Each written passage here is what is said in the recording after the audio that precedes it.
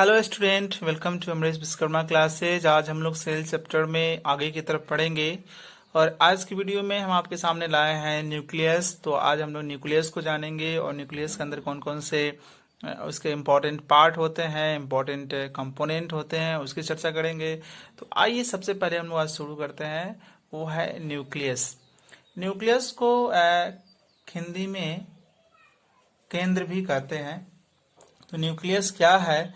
Nucleus actually आप ध्यान दीजिएगा तो वो ऑर्किड जो है ना, ऑर्किड के रूट सेल से, ऑर्किड जो है ऑर्किड के रूट सेल से न्यूक्लियस निकाला गया था फर्स्ट टाइम्स। और न्यूक्लियस की डिस्कवरी किसने करी है? न्यूक्लियस की जो डिस्कवरी किसने करी है? तो इंग्लैंड के बायोलॉजिस्ट हैं और इनका नाम था रॉबर्ट ब्राउन। रॉबर्ट ब्राउन ने 1831 में न्यूक्लियस की डिस्कवरी करी थी। तो आप यहाँ देखिएगा कि जो न्यूक्लियस है, न्यूक्लियस होता क्या है? न्यूक्लियस एक स्फेरिकल बॉडी है, बिल्कुल स्फेयर का टाइप का, इस तरह का ये सेल हुआ और सेल के अंदर ये स्फेरिकल जो बॉडी होगा ये न्यूक्लियस होगी। ठीक है। न्यूक्लियस आप देखेंगे जनरली न्यूक्लियस कहाँ होता है सेल के अंदर? तो सेंटर में होता है। लेकिन आप प्लांट सेल, एनिमल सेल में देखेंगे कि थोड़ा सा डिफरेंस भी आपको दिखाई पड़ेगा। तो जनरली न्यूक्लियस कहाँ होगा? तो सेल के सेंटर में होगा। और बहुत सारे ऐसे सेल होते हैं जिसके पास एक ही न्यूक्लियस होता है, ठीक है ना, जिसके पास एक ही न्यूक्लियस होता है। तो वैसे कंडीशन को क्या बोलते हैं? यूनी न्यूक्लिएट कंडीशन बोलते हैं। यूनी न्यूक्लिएट कंडीशन का मतलब कि सेल के पास एक ही न्यूक्लियस है, ठीक है ना।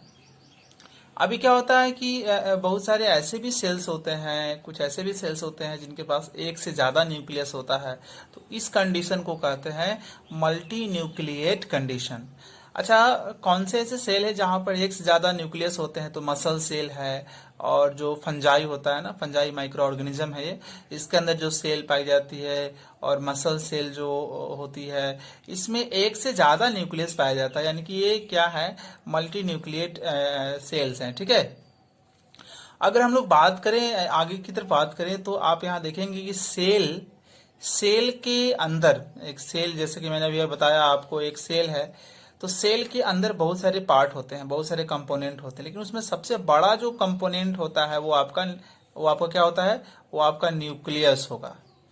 न्यूक्लियस सेल के अंदर पाए जाने वाले जितने भी ऑर्गेनेल्स होते हैं, छोटे छोटे अंग होते हैं, उनमें सबसे बड़ा जो ऑर्गेनेल होता है, सबसे बड़ा जो पार्ट होता है वो आपका न्यूक्लियस होता है।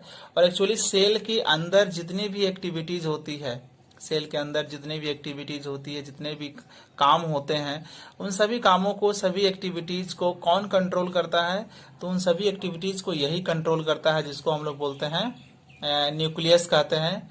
और न्यूक्लियस ही सेल के अंदर सभी एक्टिविटी को करता है, सभी एक्टिविटी को कंट्रोल करता है, रेगुलेट करता है।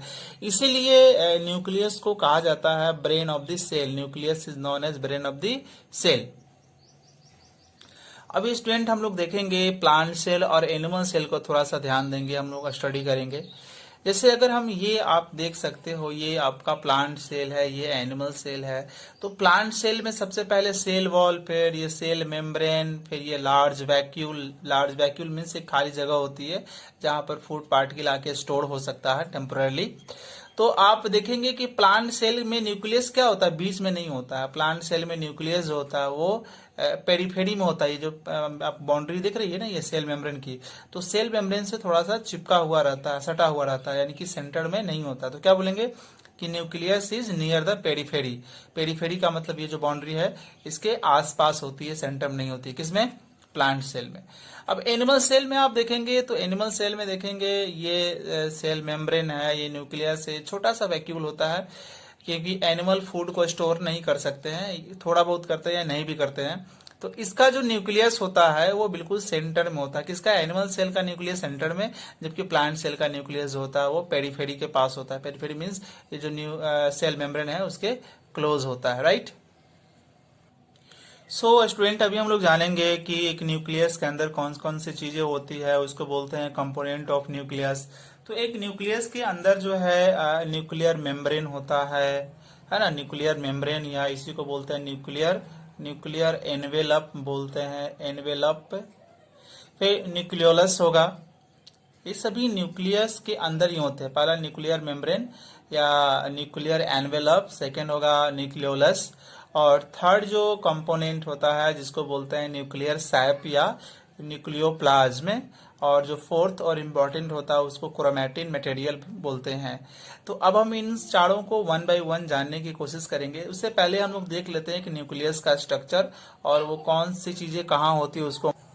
तो स्टूडेंट आप देख सकते हो कि ये आपका न्यूक्लियस है, और ये बड़ा सा ये न्यूक्लियस है। न्यूक्लियस के अंदर कौन कौन से चारों कंपोनेंट ऊपर जो हम लोग पढ़े थे वो यहाँ पर मेंशन किया गया है।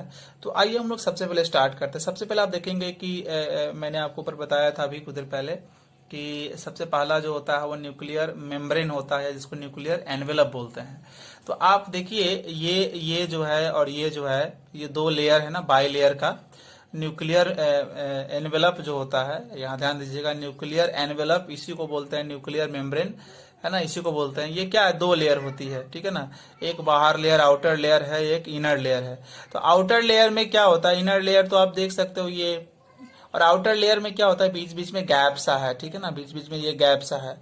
तो आउटर लेयर को ही ये दोनों लेयर जो है, आप दोनों लेयर को बोलेंगे न्यूक्लियर मेम्ब्रेन। आउटर लेयर में पोर, बीच बीच में गैप होते हैं, और इस गैप को बोलते हैं, इस गैप का एक खास नाम है, ठीक है, इस गैप को क्या बोलते हैं, न्यूक्लियर पोर बोलते हैं, ठीक है ना। ये गैप हुआ, यहाँ हुआ, ये न्यूक्लियर पोर हुआ। अच्छा, ये गैप क्यों रखा जाता है, गैप इसलिए रखा जाता है, allows material between nucleus and cytoplasm. इसके बाहर का जो लिक्विड जैसा सब्सटेंस होगा सेल के अंदर, वो साइटोप्लाज्म कहलाता है। तो साइटोप्लाज्म से न्यूक्लियस के अंदर मटेरियल आना जाना, इसके लिए पोर यहाँ पर पोर की जरूरत पड़ती है। तो इस पोर के थ्रू साइटोप्लाज्म से, इसके जो बाहर जो जेली जैसा सब्सटेंस होगा उसको साइटोप्लाज्म बोलेंगे, वहां से इस पोर के थ्रू इस न्यूक्लियस के अंदर मटेरियल अंदर आएगी, अंदर से फिर बाहर जाएगी। इसके लिए न्यूक्लियर पोर की जरूरत होती है। अब यहाँ देखिए कि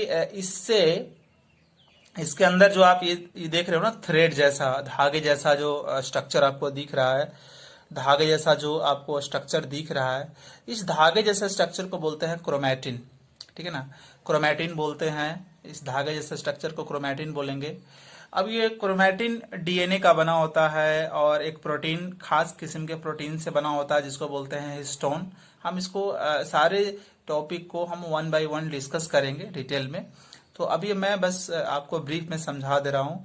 ये क्रोमैटिन है जो धागे जैसा स्ट्रक्चर होता है, जो डीएनए और हिस्टोन प्रोटीन से बना होता है। अब डीएनए क्या है, हिस्टोन प्रोटीन क्या है, आगे की लेक्चर में आप उसको जानिएगा। इसके अलावा आप यहाँ देखेंगे कि ये न्यूक्लियस के अंदर भी एक स्फेरिकल बॉडी है, ऐसा, ये स्फेरिकल बॉडी, इस स्फेरिकल बॉडी को बोलते हैं न्यूक्लियोलस बोलते हैं, ठीक है ना, इसको क्या बोलते हैं, न्यूक्लियोलस बोलेंगे, ठीक है। अब ये न्यूक्लियोलस का काम क्या है, न्यूक्लियोलस का काम है राइबोसोम बनाना, इसको बोलते हैं फैक्ट्री ऑफ है, इसको न्यूक्लियोलस को बोलते हैं फैक्ट्री ऑफ राइबोसोम बोलते हैं। ये जो है ना, ये factory of ribosome means ribosome बनाएगा, ठीक है। अब ये राइबोसोम बनाएगा, और राइबोसोम जो आप ध्यान दीजिए, राइबोसोम जो है, ये डॉट डॉट आप पॉइंट देख रहे हो, ये सब राइबोसोम है। राइबोसोम बनाएगा कौन, राइबोसोम ये बनाएगा, क्योंकि राइबोसोम की फैक्ट्री है, और राइबोसोम ये ऐसे ऐसे चिपके रहेंगे। और ये जो स्ट्रक्चर है इसको क्या बोलते हैं, एंडोप्लाज्मिक रेटिकुलम बोलते हैं। ये एंडोप्लाज्मिक रेटिकुलम, जिस पर क्या है, एंडोप्लाज्मिक रेटिकुलम, जिस पर आपका राइबोसोम चिपका हुआ है, राइट, जिस पर आपका राइबोसोम चिपका हुआ है। अब राइबोसोम क्या करता है, राइबोसोम प्रोटीन बनाने में हेल्प करता है, प्रोटीन सिंथेसिस में हेल्प करता है, प्रोटीन बनाने में वो काफी हेल्प करता है।